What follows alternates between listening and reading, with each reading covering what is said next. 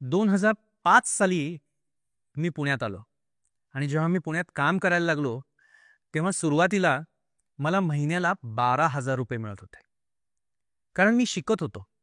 दुर्दैवाने नेमका माझा मोठा मुलगा तेव्हा व्हायरल मेनिंजायटिसनी हॉस्पिटलमध्ये ॲडमिट झाला आणि महिना 12,000 रुपये कमवणाऱ्या माझ्यावर त्याच्या हॉस्पिटलचं 60,000 रुपयाचं बिल भरण्याची वेळ आली. पण हेल्थ इन्शुरन्स असल्यामुळे मी ते बिल सहज भरू शकलो.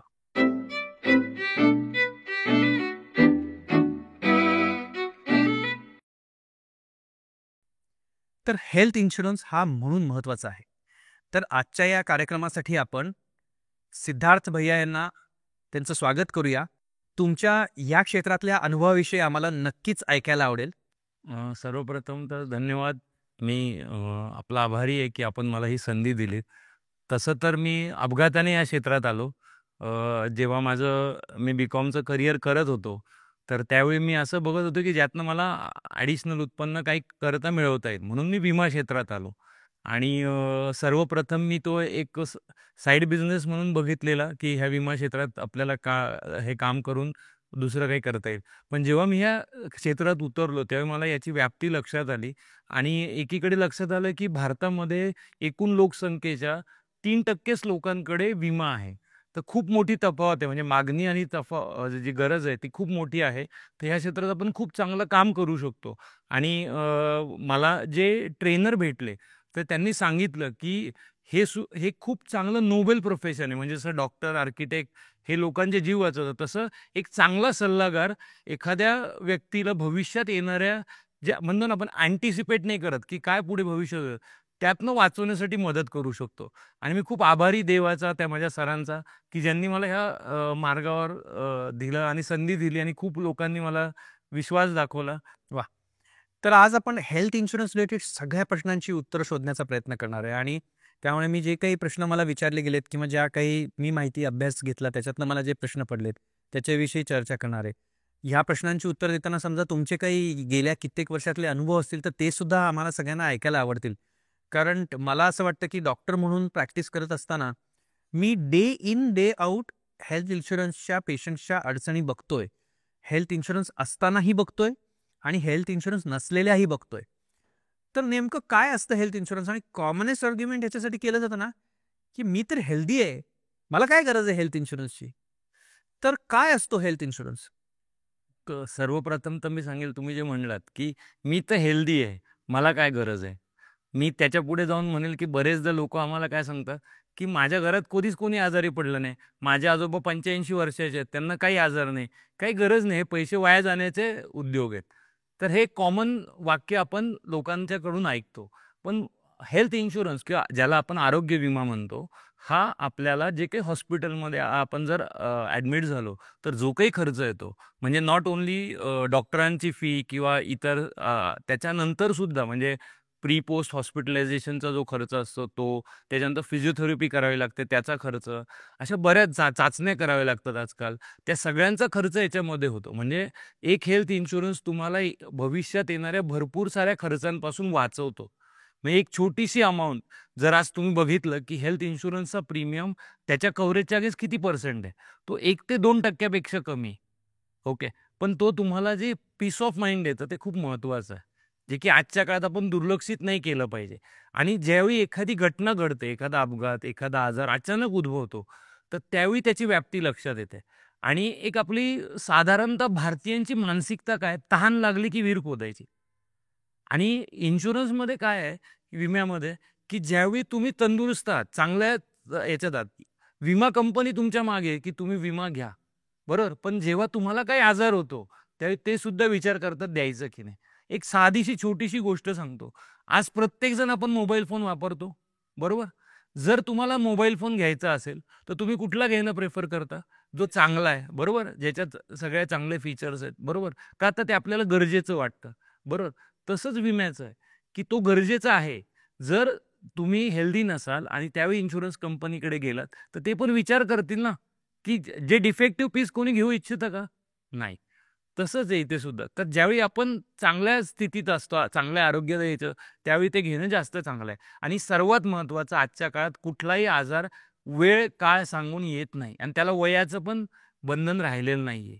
म्हणजे जन्मल्या बाळाला सुद्धा आजार होऊ शकतात, जे की क्रिटिकल असू शकतात.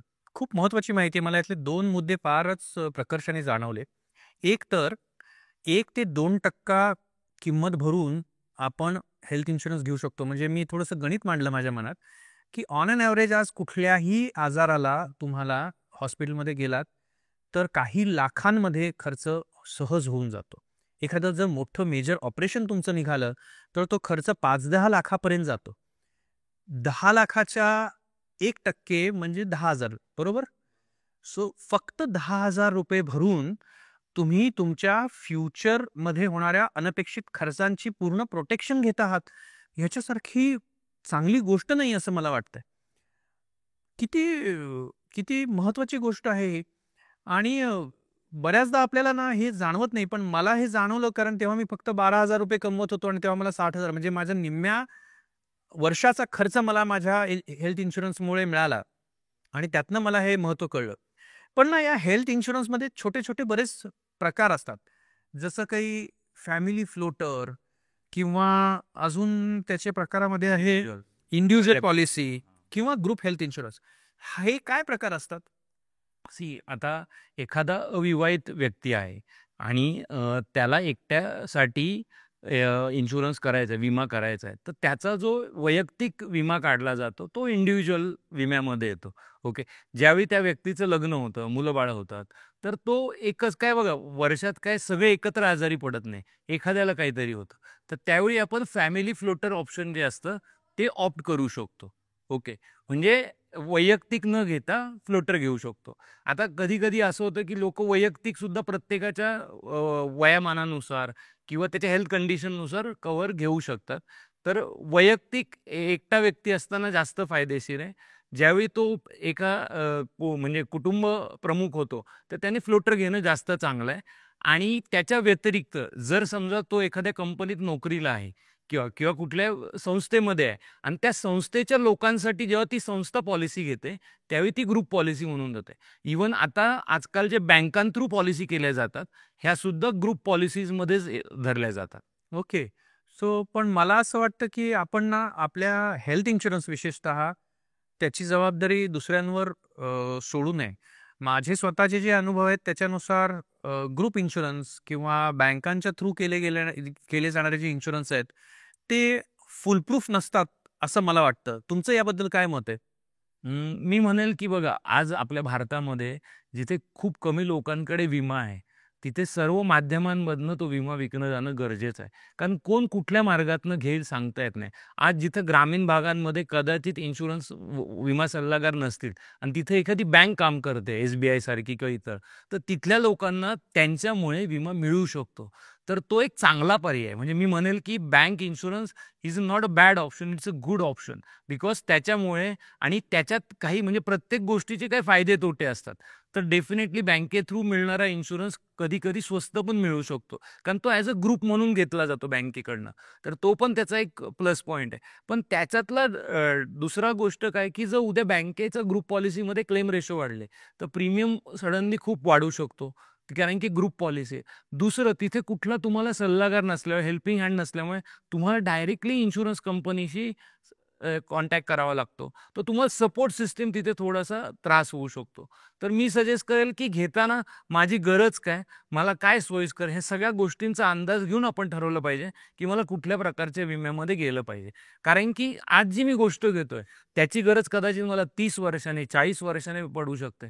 तर त्यावेळी ती संस्था अस्तित्वात आहे की नाही? बरं, तिथे जर ते कंटिन्युएशन नाही झालं आणि त्यावेळी मला कुठला आजार झाला, तर ते मला त्रासदायक होऊ शकतो. तर तो दूरदृष्टीचा विचार करून मी तो निर्णय घेतला गेला पाहिजे. आणि ग्रुप इन्शुरन्स किंवा कंपन्यांचे जे इन्शुरन्स असतात त्याच्याबद्दल तुमचं काय मत आहे? बघा, आजकाल जिथे लोकं इन्शुरन्स करत नाही, तिथे ग्रुप इन्शुरन्समुळे त्यांना कव्हर मिळतं. मी कालचीच गोष्ट सांगतो. एक छोटीशी फॅक्टरी आहे, तिथे 100 लोकं काम करतात. तर कंपनीने सांगितलं की आम्ही तुमच्या पगारातनं 50% विम्याचा जो काही खर्च तो कट करणार. म्हणजे साधारणतः तिथे पर व्यक्ती 3,00,000च्या कव्हरला ₹5,000चा प्रीमियम होता. ओके. तर त्यातले 50%च लोकं म्हणले आम्हाला चालेल. बाकीचे 50% नाही म्हणले. पण मालकाला माहिती होतं की उद्या जर ह्यातल्या कोणत्याही व्यक्तीला हॉस्पिटलमध्ये ॲडमिट झालं, तर तो पहिला माझ्याकडे येणार पैसे द्यायला. त्याने सांगितलं सगळ्यांना मॅन्डेटरी घ्यावं लागेल. ओके. तर त्या ग्रुप विम्यामुळं त्या लोकांचा आज 3,00,000चं कव्हर आहे. ओके.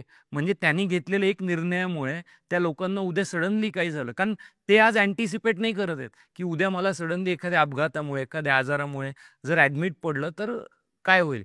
तर ती ग्रुप पॉलिसी त्याला तिथे हेल्प करणार आहे. म्हणजे एम्प्लॉयरचा तर फायदा आहेच आहे गुडविल म्हणून, पण त्याचबरोबर त्या व्यक्तीला मिळते. तर ग्रुप पॉलिसी मी म्हणेल, की कधी-कधी फायद्याची आहे, पण पूर्णपणे त्याच्यावर विसंबून राहणं चुकीचं आहे. कारण जर आज आपण बघितलं बाहेर, तर 3,00,000 मध्ये माझं बेसिक मेडिकल ट्रीटमेंट होईल. पण मला एखादा गंभीर आजार झाला, तर ते 3,00,000 पुरेसे नाहीयेत. म्हणजे कधी-कधी आता सध्या जे काही मेडिकल इन्फ्लेशन आपण बघतोय, दरवर्षी 14% दराने मेडिकल इन्फ्लेशन वाढतंय. आज प्रत्येक इन्फ्रास्ट्रक्चरची कॉस्ट आहे आणि ती कॉस्ट हॉस्पिटलही तुमच्याकडनं घेतल्याशिवाय ट्रीटमेंट करू शकत नाही.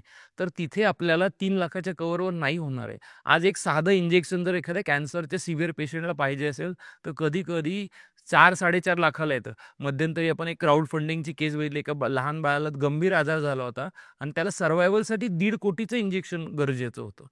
तर आज ज्या पद्धतीने मेडिकल सायन्स इम्प्रूव्ह होतंय, तिथे आपल्याकडे चांगलं विमा कव्हर असणं गरजेचं आहे.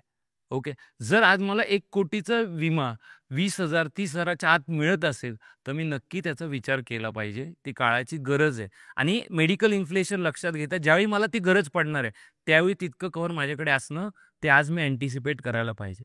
तर त्याचा जास्त फायदा आहे. सो अगदी सोप्या शब्दात सांगायचं झालं तर आपण वर्षाला ₹30,000 विमावर खर्च करणार असू, तर दिवसाला ₹100च खर्च करतोय. आणि तसं तर ₹100 दिवसावर आपण दिवसाला कितीतरी गोष्टींवर आपण खर्च करतो.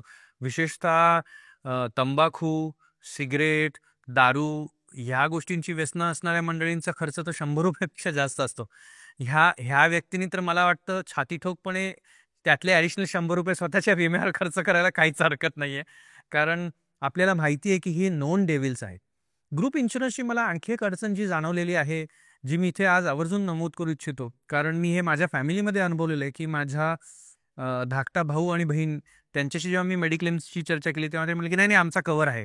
मग मी त्यांना विचारलं, की "अरे तुमचा कव्हर आहे मला मान्य आहे. पण तुम्ही त्या तुमच्या कंपनीच्या इन्शुरन्सच्या रूल्स एंड रेग्युलेशन्स किंवा टर्म्स एंड कंडिशन्स बघितल्या आहेत का?" कारण बऱ्याचदा जेव्हा कंपन्या ग्रुप इन्शुरन्स करतात, तेव्हा त्या टर्म्स एंड कंडिशन्स कंपनीसाठी प्रीमियम कमीत कमी कसा असेल या दृष्टीनं असतात. त्यामुळे त्याच्यात कोपे असायची शक्यता असते. काही-काही सर्जरीज कव्हर्ड नसण्याची शक्यता असते किंवा रूम रेंटला कॅपिंग असण्याची शक्यता असते किंवा इन्शुरन्सची अमाउंट लिमिटेड असण्याची शक्यता असते. त्यामुळे मला असं वाटतं, की तुमचा कंपनीचा इन्शुरन्स असला, तरीसुद्धा तुम्ही त्याच्या डिटेल्स समजून घेऊन, तो जर आपल्याला इनॅडिक्वेट वाटत असेल, तर स्वतःचा आपला वेगळा इन्शुरन्स करून घेणं फार महत्त्वाचं आहे असं मला वाटतं.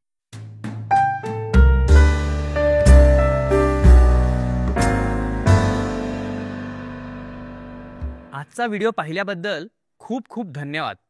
तुमच्याकडे काही प्रश्न असतील तर कमेंटमध्ये नक्की विचारा. तुम्हाला हा व्हिडिओ आवडला असेल, उपयोगी वाटला असेल, तर नक्की लाईक करा, शेअर करा आणि सबस्क्राईब करा.